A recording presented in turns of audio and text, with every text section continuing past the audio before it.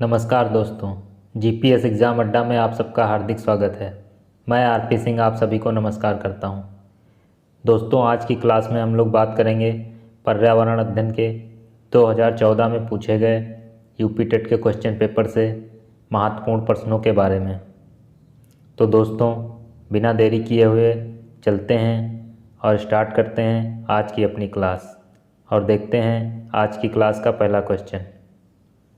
दोस्तों, पहला क्वेश्चन ये रहा आप सबकी स्क्रीन पर। कौन सी बीमारी दूषित जल पीने से फैलती है? AIDS, anaemia, tetanus, typhoid. दोस्तों, इस क्वेश्चन का सही आंसर है टाइफाइड। जो टाइफाइड बीमारी है वो दूषित जल पीने से फैलती है। इस क्वेश्चन का सही आंसर है ऑप्शन नंबर डी। चलते हैं दोस्तों नेक्स्ट क्वेश्चन की ओर। अगला क्वेश्चन, वायुमंडल में 99% भाग पर किन दो गैसों का विस्तार है? ऑक्सीजन एवं नाइट्रोजन, ओजोन एवं ऑक्सीजन, कार्बन डाई एवं ओजोन, आर्गन एवं ओजोन। दोस्तों, इस क्वेश्चन का जो सही जवाब है वह है ऑप्शन नंबर ए, ऑक्सीजन एवं नाइट्रोजन। दोस्तों, ऑक्सीजन एवं नाइट्रोजन। दोस्तों, ऑक्सीजन का इसमें 21% और नाइट्रोजन का 78%, 78% होता है। चलते हैं दोस्तों नेक्स्ट क्वेश्चन की ओर। सतत और व्यापक मूल्यांकन क्यों आवश्यक है? ऑप्शन ए, परीक्षा प्रणाली को महत्व देने हेतु, बी, शिक्षार्थी की प्रगति निरंतर ना बनाए रखने के लिए, ऑप्शन सी, निरंतर मूल्यांकन होते रहने से शिक्षार्थियों में परीक्षा का अनावश्यक भय नहीं होता है, या फिर ऑप्शन डी, शिक्षार्थियों ने कितना नहीं सीखा है जानने के लिए। दोस्तों, इस क्वेश्चन का सही आंसर है ऑप्शन नंबर सी, निरंतर मूल्यांकन होते रहने से शिक्षार्थियों में परीक्षा का अनावश्यक भय नहीं होता है। दोस्तों, चलते हैं दोस्तों नेक्स्ट क्वेश्चन की ओर। वायुमंडल की सबसे निचली परत का क्या नाम है? दोस्तों, वायुमंडल की सबसे निचली परत का क्या नाम है? तो दोस्तों, इस क्वेश्चन का सही आंसर है क्षोभ मंडल, ऑप्शन नंबर सी। दोस्तों, सबसे पहले क्षोभ मंडल, उसके बाद आता है समताप मंडल, उसके बाद दोस्तों आता है मध्य मंडल, उसके बाद फिर आता है आयन मंडल और सबसे लास्ट में आता है बाह्य मंडल। चलते हैं नेक्स्ट क्वेश्चन की ओर। निम्नलिखित में कौन सी ग्रीन हाउस गैस नहीं है? Carbon dioxide, methane, nitrogen oxide या फिर कार्बन मोनोऑक्साइड। तो दोस्तों, इस क्वेश्चन का जो सही आंसर है वह option number D, carbon monoxide, जो है ग्रीन हाउस गैस की श्रेणी में नहीं आता है। कार्बन डाइऑक्साइड, मीथेन और नाइट्रोजन ऑक्साइड ये तीनों ग्रीन हाउस गैसों की श्रेणी में आती हैं। चलते हैं दोस्तों नेक्स्ट क्वेश्चन की ओर। नेक्स्ट क्वेश्चन, पर्यावरणीय अध्ययन में शैक्षणिक भ्रमण का मूल उद्देश्य है टीम भावना बढ़ाना, बच्चों की ऊर्जा को विकसित करना, छात्रों के लिए प्रत्यक्ष अनुभव, सामाजिकरण को बढ़ावा देना। दोस्तों, पर्यावरण अध्ययन में भ्रमण का जो मुख्य उद्देश्य है वो है छात्रों के लिए प्रत्यक्ष अनुभव। बच्चों को अगर दोस्तों हम कहीं लेके जाएंगे तो वहाँ जाके वो उसका प्रत्यक्ष अनुभव कर सकेंगे। चलते हैं दोस्तों नेक्स्ट क्वेश्चन की ओर। चरने वाले पशु वनस्पति को कैसे बदलते हैं? रोग फैलाकर, बीज प्रकीर्णन द्वारा, चुनकर चरना या फिर पर परागण द्वारा। इस क्वेश्चन का दोस्तों जो सही आंसर है वो है ऑप्शन नंबर सी, चुनकर चरना। चलते हैं दोस्तों नेक्स्ट क्वेश्चन की ओर। निम्नलिखित में से कौन सा आग्नेय चट्टान का उदाहरण है? दोस्तों, स्लेट, ग्रेफाइट, चूना पत्थर, बेसाल्ट। इस क्वेश्चन का जो सही आंसर है दोस्तों वो है ऑप्शन नंबर डी, बेसाल्ट। चलते हैं दोस्तों नेक्स्ट क्वेश्चन की ओर। दक्षिणी गोलार्ध का सबसे लंबा दिन किस दिन होता है? दक्षिणी गोलार्ध का सबसे लंबा दिन दोस्तों 22 दिसंबर, 21 मार्च, 23 सितंबर, 21 जून। दोस्तों, ये हमारी पृथ्वी है, ये है उत्तरी गोलार्ध और ये है दक्षिणी गोलार्ध। दोस्तों ये उत्तरी गोलार्ध है और ये दक्षिणी गोलार्ध है। तो पूछ रहा है दक्षिणी गोलार्ध में सबसे लंबा दिन होता है। तो दोस्तों इस क्वेश्चन का जो सही आंसर है 22 दिसंबर। 22 दिसंबर इस क्वेश्चन का सही आंसर है दोस्तों। 21 जून को दोस्तों उत्तरी गोलार्ध का सबसे बड़ा दिन होता है दोस्तों। 21 मार्च और 23 सितंबर को क्या होता है, 21 मार्च और 23 सितंबर को दिन रात बराबर होते हैं दोस्तों, बराबर होते हैं। तो इस क्वेश्चन का सही जवाब है 22 दिसंबर, ऑप्शन नंबर ए। वायु दाब नापने वाला यंत्र किस नाम से जाना जाता है।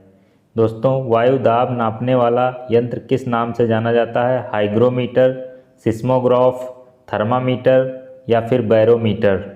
दोस्तों इस क्वेश्चन का जो सही आंसर है वह है ऑप्शन नंबर डी, बैरोमीटर। चलते हैं दोस्तों नेक्स्ट क्वेश्चन की ओर। अगला क्वेश्चन, इनमें से कौन द्विबीजपत्री पौधा है। बांस, केला, सरसों, गन्ना। दोस्तों इसका जो सही आंसर है वो है ऑप्शन नंबर सी, सरसों जो है वो द्विबीजपत्री पौधा है। बाकी तीनों नहीं है, ना बांस है, ना केला है और ना ही गन्ना। चलते हैं दोस्तों नेक्स्ट क्वेश्चन की ओर। कार्य की रूप में शुष्क मिट्टी की क्या विशेषता है, इसको कैसे पहचानेंगे।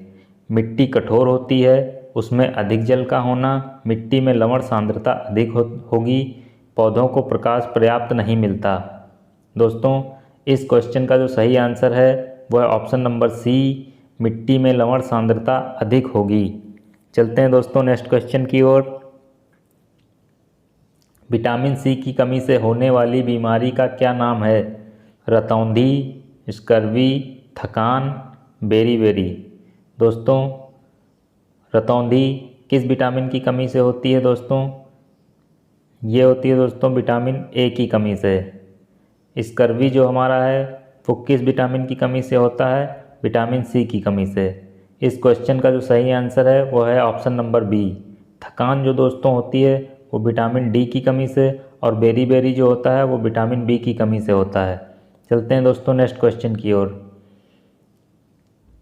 सिख धर्म के संस्थापक निम्न में से कौन हैं, गुरु गोबिंद सिंह, गुरु नानक, गुरु तेग बहादुर, गुरु अर्जुन देव।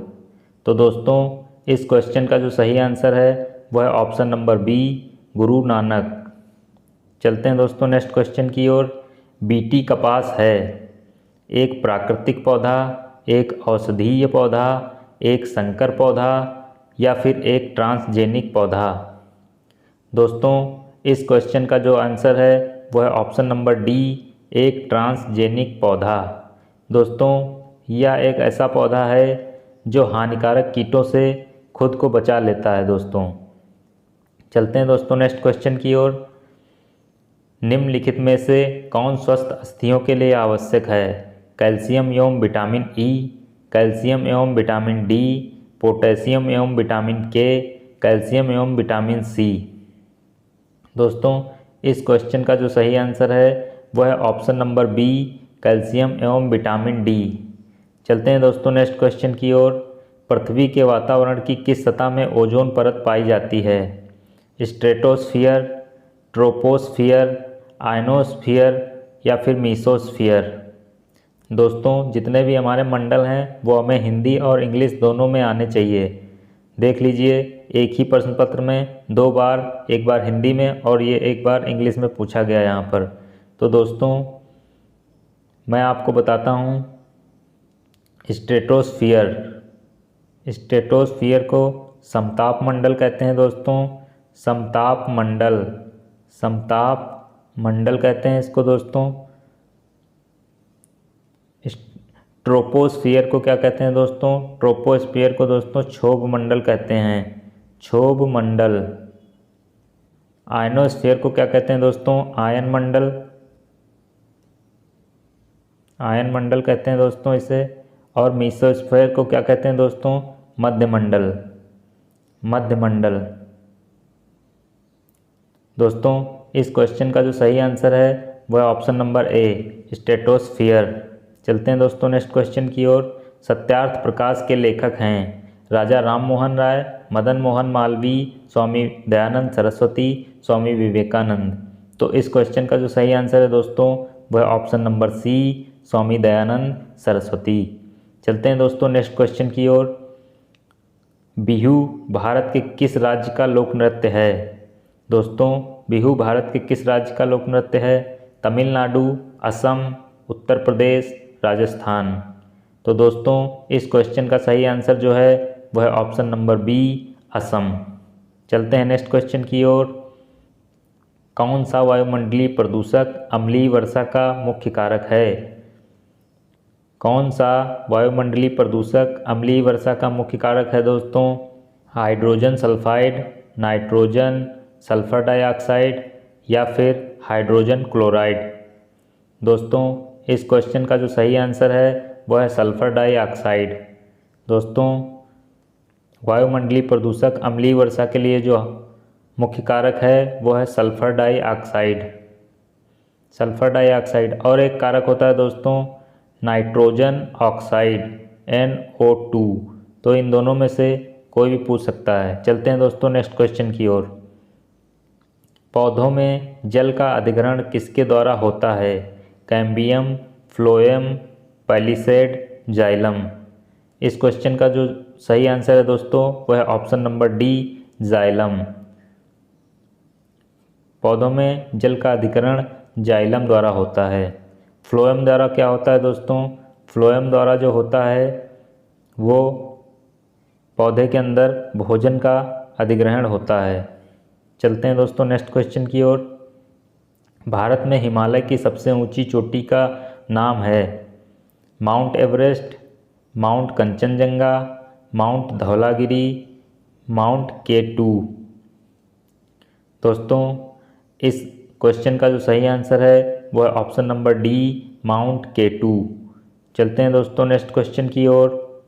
भारत की प्रथम महिला IPS अफसर कौन हैं? किरण बेदी, पद्मजा नायडू, हंसा मेहता, प्रतिभा पाटिल। इसका सही आंसर है दोस्तों option number A, Kiran Bedi. चलते हैं दोस्तों नेक्स्ट क्वेश्चन की ओर। खाद्य श्रृंखला के परस्पर समूह को कहा जाता है? खाद्य जाल, बायोमास का पिरामिड, खाद्य चक्र या फिर श्रृंखला अभिक्रिया। दोस्तों इस क्वेश्चन का जो सही आंसर है वह ऑप्शन नंबर ए, खाद्य जाल। चलते हैं दोस्तों नेक्स्ट क्वेश्चन की ओर। निम्न में से कौन सर्वाधिक उत्पादक पारिस्थितिकी तंत्र है? सवाना, टुंड्रा, मरुस्थल, उष्णकटिबंधीय वर्षावन। दोस्तों इस क्वेश्चन का जो सही आंसर है वह है उष्णकटिबंधीय वर्षावन, ऑप्शन नंबर डी। चलते हैं दोस्तों नेक्स्ट क्वेश्चन की ओर। अगला क्वेश्चन कौन सा प्रथम साहित्य स्रोत है? सामवेद, ऋग्वेद, अथर्ववेद, यजुर्वेद। दोस्तों इसका जो सही आंसर है वह ऑप्शन नंबर बी, सबसे पुराना वेद ऋग्वेद। चलते हैं अगले क्वेश्चन की ओर। असम का प्रसिद्ध एक सींग वाले गेंडे वाला वन्यजीव अभयारण्य कौन सा है? दोस्तों गिर जंगल, कान्हा किसली, काजीरंगा, मानस। दोस्तों गिर जंगल किसके लिए फेमस है? शेरों के लिए दोस्तों, शेरों के लिए फेमस है गिर जंगल। कान्हा किसली, कान्हा किसली दोस्तों कहाँ है? ये कहाँ पे है दोस्तों गिर जंगल? ये दोस्तों गुजरात में है, गुजरात में है दोस्तों। गिर जंगल गुजरात में है दोस्तों। कान्हा किसली कहाँ है दोस्तों? कान्हा किसली मध्य प्रदेश में है दोस्तों, मध्य प्रदेश में, मध्य प्रदेश में। ये किसके लिए फेमस है? यहाँ पे बाघ और चीता, तेंदुआ, बाघ और तेंदुआ यहाँ पर पाए जाते हैं दोस्तों। काजीरंगा जो है दोस्तों वो असम में है और एक सींग वाले गेंडे के लिए फेमस है दोस्तों। ये ऑप्शन नंबर सी आपका इस क्वेश्चन के लिए सही हो जाएगा। मानस जो है वो कहाँ पे है दोस्तों?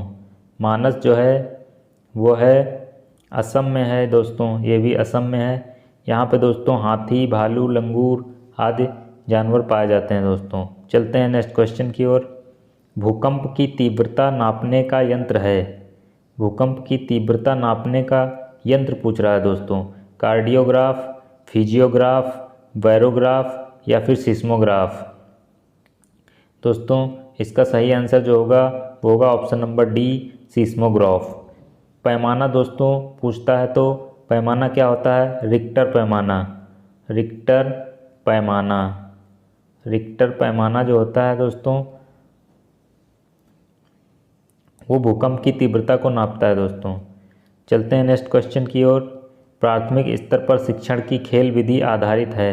शिक्षण विधि के सिद्धांत पर, शारीरिक शिक्षा कार्यक्रम के सिद्धांत पर, शिक्षा के समाजशास्त्रीय सिद्धांत पर, विकास के मनोवैज्ञानिक सिद्धांत पर। दोस्तों इस क्वेश्चन का जो आंसर है वो है ऑप्शन नंबर ए, शिक्षण विधि के सिद्धांत पर। चलते हैं दोस्तों नेक्स्ट क्वेश्चन की ओर। निम्नलिखित में से कौन सा रसायन आम पकाने में प्रयोग होता है? Calcium, calcium carbide, calcium chloride, calcium carbonate. दोस्तों इस क्वेश्चन का जो सही आंसर है वो है option number B, calcium carbide. दोस्तों उम्मीद करता हूँ आज की क्लास आप सब लोगों को अच्छे से समझ में आई होगी। इसी आशा के साथ मैं आरपी सिंह आपसे विदा लेता हूँ। दोस्तों अगर आज की क्लास आपको अच्छी लगी हो तो इस वीडियो को लाइक करें, शेयर करें और सब्सक्राइब करें हमारे चैनल को। दोस्तों आप मुझे इजाज़त दीजिए, चलता हूँ, मिलूँगा अगले दिन अगली क्लास में। तब तक के लिए धन्यवाद, नमस्कार।